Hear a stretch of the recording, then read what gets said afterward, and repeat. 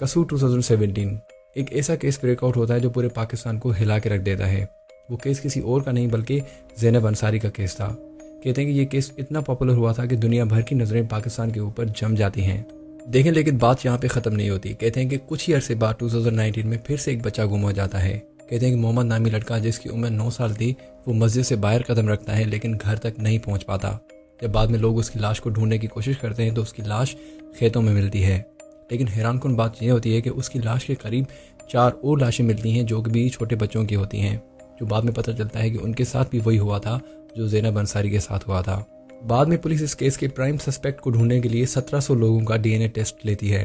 कहते हैं कि उन 1700 लोगों में से एक शख्स का डीएनए टेस्ट मैच कर जाता है जो वहाँ पे लोकल एरिया का रिक्शा ड्राइवर था। लेकिन जब बाद में ज़ैनब अंसारी के कातिल का डीएनए टेस्ट किया गया तो उसका डीएनए 12 बच्चों के साथ मैच कर गया और इस अकेले बंदे ने मिलकर 12 बच्चों का कत्ल किया था।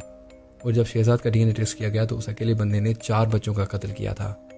देखें, अगर आप और थोड़ा पीछे जाएं तो 2015 में कसूर के शहर में एक इतना बड़ा स्कैंडल हुआ था जिसमें 280 बच्चों का जिनसी इस्तेमाल किया गया और उनकी वीडियोस बनाकर उनके माँ बाप को ब्लैकमेल तक किया गया। देखें, कहते हैं कि 2015 में कसूर के हालात इतने ख़राब थे कि एक बच्चे की डीवीडी 10 रुपये में मिल जाती थी।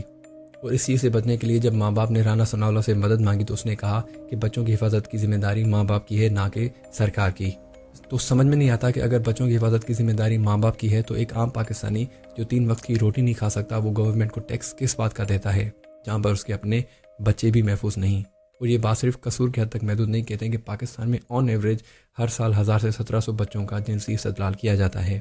तो एज अ पेरेंट आपकी जिम्मेदारी है कि कोशिश किया करें अपने बच्चों को अकेले किसी के साथ नहीं जाने दिया करें, ख्वाह वो आपके रिश्तेदार ही क्यों ना हो। क्योंकि रिसर्च में आता है कि अमूमन बच्चों का जिनसी इस्तेमाल अपने लोग ही करते हैं जहाँ पर इंसान सोच भी नहीं सकता।